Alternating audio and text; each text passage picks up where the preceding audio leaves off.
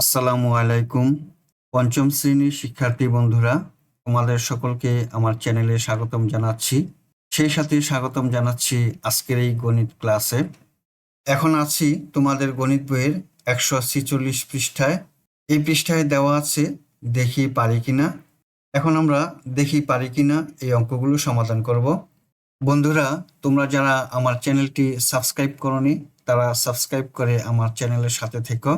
আমার এই ভিডিও নিয়ে যদি তোমাদের কোনো মতামত থাকে তাহলে কমেন্টসের মাধ্যমে জানাতে পারো। 1 নাম্বার, ধারাবাহিক 100 বছরের সময়কালকে কি বলে? ধারাবাহিক 100 বছরের সময়কে বলা হয় 1 শতাব্দী। 2 নাম্বার, ঘড়িতে রাত 8টা 15 মিনিট 24 ঘন্টা সময়রীতিতে সময় কত হবে? 24 ঘন্টা সময়রীতিতে দুপুর 12টার পরের সময়ের সাথে 12 ঘন্টা যোগ করতে হয়। 8টা 15 যোগ 12 তাহলে হয় 20টা 15। খালি করে লিখি 20টা 15। 3 নাম্বার, বাংলা ক্যালেন্ডারে 1 বছরে কত দিন?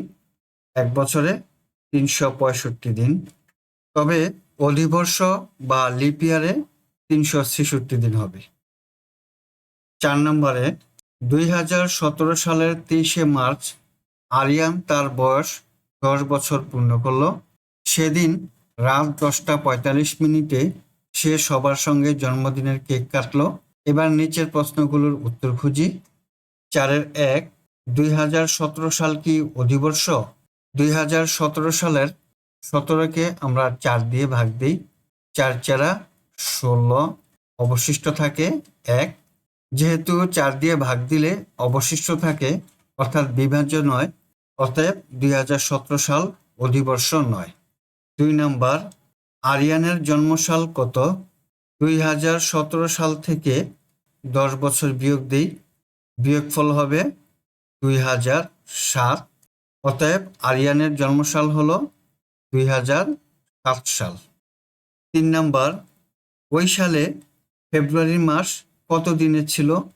2007 সালের 7কে 4 দিয়ে ভাগ দিলে 4কে 4, অবশিষ্ট থাকে 3, বিভাজ্য নয়। যেহেতু 2007 সাল অধিবর্ষ নয়, তাই ফেব্রুয়ারি মাস ছিল 28 দিন।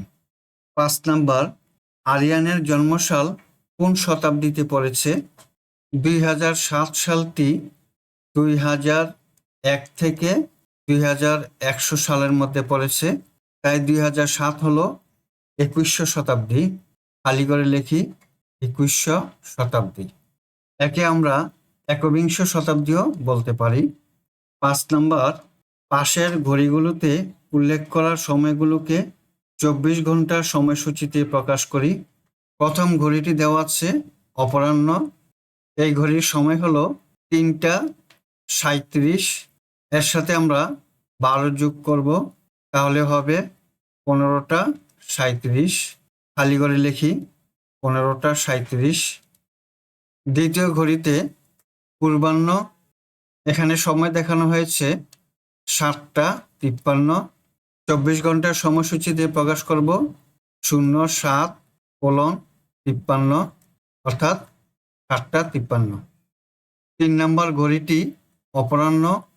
এই ঘড়িতে সময় দেখানো হয়েছে 10টা 26।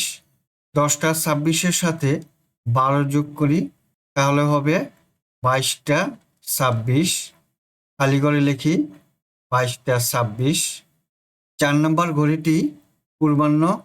এই ঘড়িতে সময় দেখানো হয়েছে 3টা 59। 24 ঘন্টার সময়সূচিতে হবে 03:59, অর্থাৎ 3টা 59। 5 নম্বর ঘড়িটি পূর্বাহ্ন। এই ঘড়িতে সময় দেখানো হয়েছে 10টা 2। 24 ঘন্টার সময়সূচিতে হবে 10টা 2। 6 নম্বর ঘড়িটি অপরাহ্ন। এই ঘড়িতে সময় দেখানো হয়েছে 12টা 21। 24 ঘন্টার সময়সূচিতে হবে 12টা 21। 7 নম্বর ঘড়িটি অপরাহ্ন সময়। এই ঘড়িতে সময় দেখানো হয়েছে 1টা 41। এর সাথে আমরা 12 যোগ করব, তাহলে 24 ঘন্টার সময়সূচিতে প্রকাশ হবে 13টা 41। 8 নম্বর ঘড়িটি অপরাহ্ন। এই ঘড়িতে সময় দেখানো হয়েছে 6টা 17। 24 ঘন্টার সময়সূচিতে প্রকাশ করার জন্য 12 যোগ করব, তাহলে হবে 18টা 17। খালি করে লিখি 18টা 17। 6 নম্বর অঙ্ক, আমাদের ভাষা আন্দোলন শুরু 1952 সালের 21শে ফেব্রুয়ারি। মুক্তিযুদ্ধের মাধ্যমে আমরা বিজয় অর্জন করি 1971 সালের 16ই ডিসেম্বর।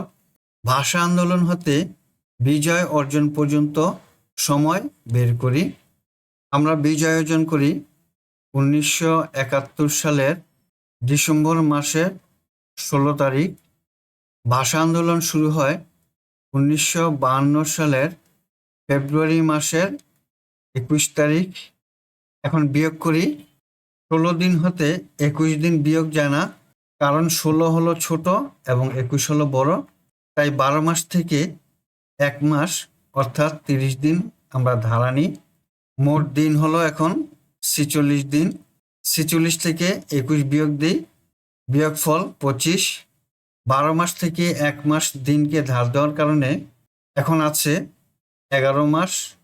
11 মাস থেকে 2 মাস বিয়োগ দিলে থাকে হলো 9 মাস। এখন 1971 থেকে 1952 সাল বিয়োগ দিই। 11 থেকে 2 বিয়োগ দিলে থাকে 9, হাতে আছে 1, 5 কে 6, 7 থেকে 6 বিয়োগ দিলে থাকে 1।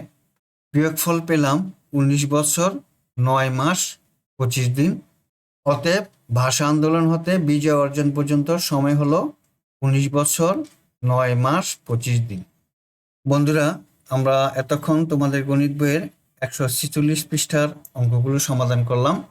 আগামী ক্লাসে 147 পৃষ্ঠার অঙ্কগুলো সমাধান করব। আজ তাহলে বিদায় নিচ্ছি। আল্লাহ হাফিজ। আসসালামু আলাইকুম ওয়া রাহমাতুল্লাহ।